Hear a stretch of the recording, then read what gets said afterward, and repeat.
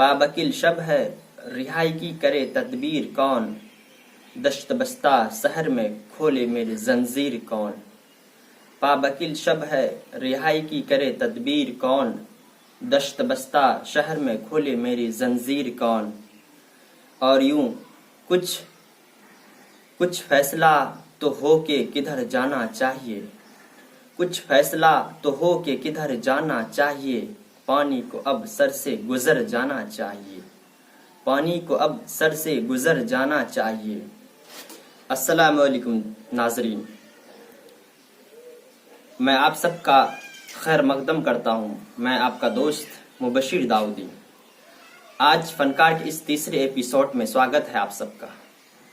اس episode میں آج اس شاعرہ کے زندگی، اس پرسنالٹی کے زندگی کے بارے میں بتلانے جا رہا ہوں، جس نے پورے دنیا کے لوگوں کو اپنے غزلوں اور اپنے الفاظ سے اور اپنے پرسنالٹی سے اپنی اور کھینچنے کا کام کیا، جسے رہتی دنیا تک یاد رکھا جائے گا اور جو پروین شاکر کے نام سے جانا جاتا ہے۔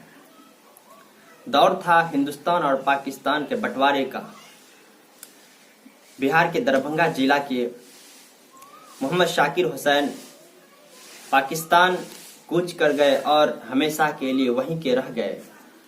محمد شاکر کے حسین کے گھر 24 نومبر 1952 عیسوی کو ایک ننھی سی پری کی پیدائش ہوتی ہے، جس کا نام پروین رکھا جاتا ہے۔ پروین بچپن سے ہی پڑھنے لکھنے میں بہت شوقین تھے اور ان کے والد صاحب ایک شاعر تھے۔ ان کے زیر و سایہ میں رہ کر شاعری کے طرف متوجہ ہوئی اور بچپن سے ہی لکھنا شروع کیا۔ پروین شاکر بچپن میں بینا تخلص رکھ کر لکھا کرتی تھی۔ اگر پروین شاکر کے تعلیم کی بات کی جائے تو پروین شاکر کی ابتدائی تعلیم کراچی، جہاں پر اس کی پیدائش تھی، پاکستان کے کراچی میں رجویہ کالونی سے اس کی ابتدائی تعلیم شروع ہوتی ہے اور اس کے بعد کراچی کے ایک ہائی اسکول سے اس کی میٹرک کا امتحان پاس کرتے اور انٹر کا امتحان پاس کرنے کے بعد کراچی کے ایک یونیورسٹی سے وہ انگلش لٹریچر میں ماسٹر کی ڈگری حاصل کرتے ہیں۔ اس کے بعد ماسٹر کی ڈگری حاصل کرنے کے بعد ہارورڈ یونیورسٹی جاتی ہے اور وہ ہارورڈ یونیورسٹی سے وہ لنگوسٹک اور کمیونیکیشن میں پی ایچ ڈی حاصل کرتی ہے اور اپنے وطن پاکستان لوٹتی ہے۔ اس کے بعد وہ پاکستان کے اخبار میں کالم لکھا کرتی ہے، اینکر کے روپ میں کام کرتی ہے۔ اس کے ساتھ ساتھ اس کی شاعری جاری رہتی ہے اور اس کی شادی پاکستان کے ایک مشہور ڈاکٹر سید نصیر علی سے ہوتی ہے، جو اس کے قریبی ہوتے ہیں۔ اس کے گھر سے ایک بیٹے کا پیدائش ہوتی ہے، جس کا نام مراد علی رکھا جاتا ہے۔ اس کے رشتہ بہت دنوں تک تو نہیں ٹکتا ہے، 2 سال کے بعد وہ دونوں میں جدائی ہو جاتی ہے، جس سے پروین شاکر ایک صدمے میں چلی جاتی ہے اور وہ ساری بات اپنی شاعری میں ڈھالتی ہے۔ اس طرح کہتی ہے، جب وہ دونوں کا ایک دوسرے سے الگ ہو جاتے ہیں تو وہ اپنی غزل میں اس طرح سے اپنے خیالوں کو پیش کرتی ہے، سنیں۔ کو بکو پھیل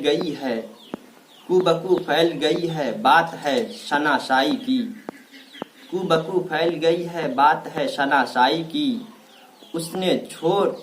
اس نے خوشبو کی طرح میری پذیرائی کی، اس نے خوشبو کی طرح میری پذیرائی کی، کیسے کہہ دوں کہ چھوڑ دیا ہے اس نے مجھے، کیسے کہہ دوں کہ چھوڑ دیا ہے اس نے مجھے، بات تو سچ ہے مگر بات ہے رسوائی کی، بات تو سچ ہے مگر بات ہے رسوائی کی۔ اس کے بعد ایک ایسا دور آتا ہے جو 1982 کا ہوتا ہے۔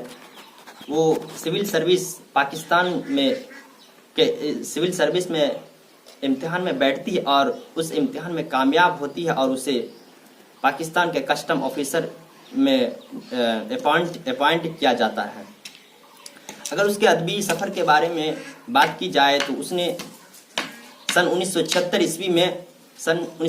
عیسوی میں ایک کتاب لکھتے ہیں جس کا نام ہوتا ہے خوشبو.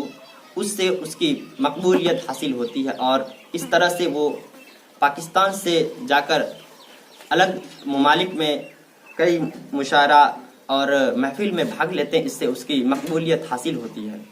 اس طرح سے اس کے اگر تخلیقات کے بارے میں بات کی جائے، خوشبو کے علاوہ 1985 میں خود کلامی آتے ہیں، صدبرگ، اور اس کے بعد انکار 1990 میں، اور ایک 1994 میں جو اس کے زندگی کا آخری تخلیق ہوتا ہے ماہ تمام. اس طرح سے کہا جاتا ہے کہ ماہ تمام اس کا آخری تخلیق تھا. اگر اس کے اعزاز کے بارے میں بات کی جائے تو 1990 میں پرائڈ آف پرفارمنس کے لیے اس کو اپائنٹ کیا جاتا ہے اور پاکستان کے پریزیڈنٹ سے اسے نوازتے ہیں. اور آدم جید ایوارڈ، فیض احمد فیض ایوارڈ، علامہ اقبال ایوارڈ، اس طرح سے ایک کمپلیٹ عورت کے عہدے میں رہ کر وہ کام کرتی ہے اور اپنے زندگی کو گزارتی ہے.